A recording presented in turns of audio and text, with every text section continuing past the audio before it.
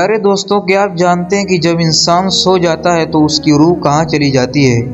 اور انسان نیند کے اندر جو بھی خواب دیکھتا ہے وہ خواب انسان کو کیسے نظر آتے ہیں؟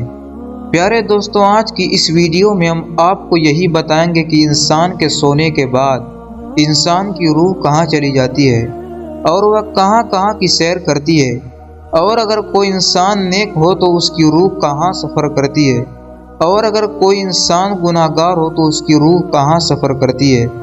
لہذا اس ویڈیو کو اینڈ تک دیکھیں تاکہ آپ کو مکمل معلومات ہو سکے۔ پیارے دوستوں، انسان کی اصل حقیقت اس کی روح ہے۔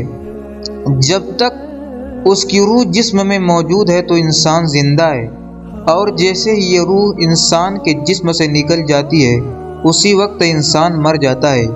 اسی طرح ہر ایک انسان کی زندگی میں ایک ایسا مرحلہ بھی آتا ہے کہ جس مرحلے کے اندر انسان کی روح اس کے جسم کو چھوڑ کر نکل جاتی ہے، لیکن اس کے باوجود انسان نہیں مرتا، اور یہ سونے کی حالت ہوتی ہے۔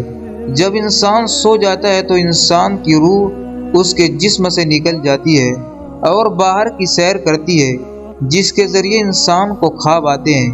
پیارے دوستوں، انسان کے خوابوں کا دار و مدار اس کے اعمال کے مطابق ہوتا ہے۔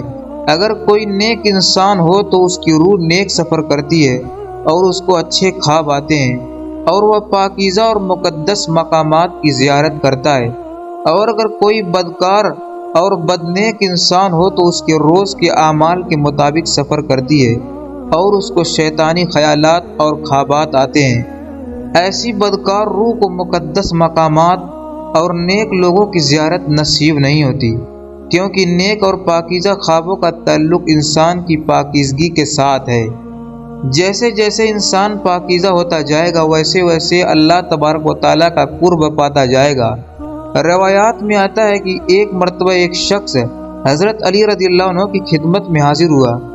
حضرت علی رضی اللہ عنہ اس وقت نماز جمعہ کی تیاری فرما رہے تھے اور خطبہ شروع ہو چکا تھا، تو آپ روح کے بارے میں اہم ارشادات فرمانے لگے۔ یہ بات سن کر اس شخص نے حضرت علی رضی اللہ عنہ سے سوال کیا کہ اے علی المرتضیٰ، جب انسان سو جاتا ہے تو کیا انسان کی روح اس کے جسم سے جدا ہو جاتی ہے؟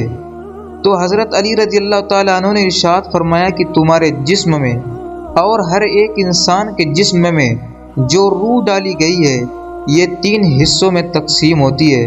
پہلا حصہ انسان کے جسم میں موجود ہوتا ہے، اور روح کا دوسرا حصہ انسان کے جسم سے جدا ہو کر عالم برزخ میں اس کو دیکھ رہا ہوتا ہے، اور انسان کا تیسرا حصہ اس کے جسم سے جدا ہو کر باہر کی سیر کرتا ہے، اور یہ اس وقت ہوتا ہے جب انسان سو جاتا ہے۔ اگر انسان نیک ہو اور اللہ تبارک و تعالیٰ کا فرما بردار ہو تو یہ نیکوکار روح انسان کے جسم سے جدا ہو کر ایک ایسے عالم میں چلی جاتی ہے جہاں اللہ تبارک و تعالیٰ نے انسانوں اور جنات کے لیے خاص راستہ بنایا ہے۔ جب یہ روح وہاں پر پہنچتی ہے تو اس وقت انسان کو خواب آنے لگتے ہیں، اور انسان اپنے خواب کے اندر ایک عجیب و غریب دنیا کو دیکھتا ہے۔ اس مقام پر پہنچ کر روح ان واقعات کو بھی دیکھتی ہے جو انسان کی زندگی میں آگے پیش آنے والے ہوتے ہیں، اور اگر انسان اللہ تبارک و تعالیٰ کا نافرمان اور گناہ گار ہوتا ہے تو اس انسان کی روح کو اس کے جسم کے اندر قید کر دیا جاتا ہے۔ ایسی روح کو خواب میں کچھ نظر نہیں آتا۔ پیارے دوستوں، اس کے علاوہ اگر انسان اللہ تبارک و تعالیٰ کا فرما بردار ہو اور اللہ تبارک و تعالیٰ کا کثرت کے ساتھ ذکر کرنے والا ہو تو ایسے انسان کو اللہ تبارک و تعالیٰ ایک خاص قسم کا علم عطا فرماتا ہے جسے علم نائلہ کہتے ہیں۔ اس علم کے حاصل ہونے کے بعد اللہ تبارک و تعالیٰ اس انسان کو ایسی طاقت عطا فرماتا ہے کہ وہ انسان جب چاہے جہاں چاہے جو مرضی کر سکتا ہے، اور جو چاہے جسے چاہے وہ دیکھ سکتا ہے، کیونکہ اللہ تبارک و تعالیٰ قرآن میں ارشاد فرماتا ہے کہ اگر کوئی انسان میری عبادت کر کے جب میرا قرب حاصل کر لیتا ہے تو میں اس کی آنکھ بن جاتا ہوں جس سے وہ دیکھتا ہے، اور میں اس کا ہاتھ بن جاتا ہوں جس سے وہ پکڑتا ہے، اور میں اس کے پاؤں بن جاتا ہوں جس سے وہ چلتا ہے۔ یعنی اس وقت اس انسان کے تمام تر معاملات اللہ تبارک و تعالیٰ کے ساتھ جڑے ہوئے ہوتے ہیں، اور وہ اللہ تبارک و تعالیٰ کے نور سے دیکھ رہا ہوتا ہے۔ اور اس کی آنکھوں سے ان تمام تر پردوں کو ہٹا دیا جاتا ہے جو ایک عام اور گناہگار انسان کی آنکھوں پر ہوتے ہیں۔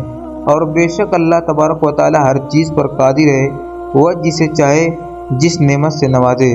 پیارے دوستوں، امید کرتا ہوں ویڈیو آپ کو پسند آئی ہوگی۔